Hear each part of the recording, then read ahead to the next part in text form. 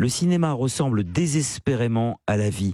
L'année passée, 2022, correspondait aux 90 ans de la naissance de François Truffaut. Alors comment s'est passée cette commémoration ? C'est simple, elle n'a pas eu lieu. Ou plutôt si, elle a eu lieu, mais d'une manière atroce, de la plus terrible des façons, par la technologie. On a remasterisé les films de Truffaut, pour au moins la 4e, la 5e, la 10e fois. Avant-dernière fois, c'était pour la version DVD. Puis on a remasterisé en Blu-ray. Puis en super Blu-ray de je ne sais trop quoi. Cela entraîne plusieurs remarques. D'abord, rendre hommage aujourd'hui, c'est nettoyer.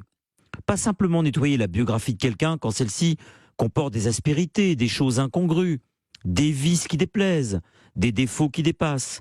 Un jour viendra où, dans une biographie, Churchill ne fumera plus le cigare. Cela avait commencé avec la cigarette d'André Malraux sur les timbres. L'hommage était rendu possible, mais sans tabac. Les cendres de Malraux au Panthéon, mais pas celles de sa cigarette, merci. Alors, on nettoie aussi les films, aujourd'hui, quand on rend hommage. On récure les œuvres du point de vue formel. Adieu, le grain, la cendre du 35 mm. Il faut qu'un film, en 2022, ait la tête d'une vidéo de smartphone, que les acteurs aient l'air d'avoir été filmés par nous. L'image doit être infiniment nette, pure, réelle. Ce qui aidait au rêve autrefois, à la fiction, cette pellicule non numérique, mais qui sortait des laboratoires, qui avait baigné dans des bains sous forme de négatifs, adieu.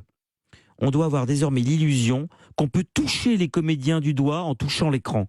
C'est le rapprochement qui compte, et non plus, ce qui précisément faisait rêver au cinéma, l'éloignement. Le cinéma, disait Truffaut, est plus important que la vie.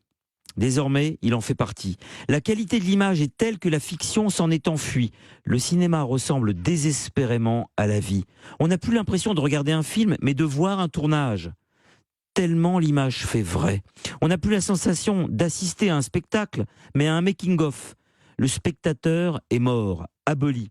Parce que le spectacle est mort, lui aussi.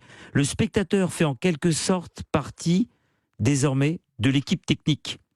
Il n'est pas là pour rêver, mais pour réaliser le film à la place du réalisateur. C'était d'ailleurs très beau ce mot de réaliser un film. On donnait la version réalisée, rendue réelle de quelque chose qui ne l'était pas, ne pouvait pas l'être. C'est fini. La frontière est tombée. Le film qu'on nous offre, désormais, est déjà du réel. Il n'y a plus de réel à construire. Le réel n'est plus le résultat, il est le point de départ. On ne fait plus croire que quelque chose qui n'existe pas existe. On montre que quelque chose qui existe n'existe pas. On aurait pu, en hommage à Truffaut, montrer ses films dans leur jus, dans leur bain, dans leur poésie, parler de son œuvre, donner envie de la voir, de la revoir. Mais non, il a fallu qu'on la nettoie, qu'on l'épure, qu'on la décrasse de ce qui n'était pas de la crasse, mais de la grâce. Un peu comme si on avait changé la calligraphie d'incunable.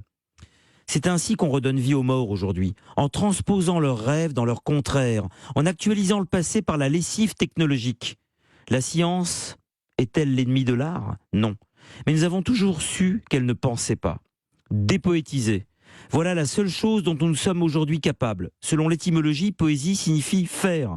Alors on défait, au nom du mieux, qui, comme la transparence, réclame toujours plus de mieux. Un film se doit désormais, pour mériter son nom, d'être le documentaire de ce même film. Un film déshabillé, transparent justement. Un film sans film, dont seul subsisterait le scénario. La mise en scène doit être réduite à son expression la plus simple. Elle doit être mise à nu. Une arête de poisson. Voilà ce que sont devenus Baiser volé, Domicile conjugal et Le Dernier métro. L'art est devenu le strapontin, non plus du merveilleux, mais de la banalité, de la trivialité. Amen.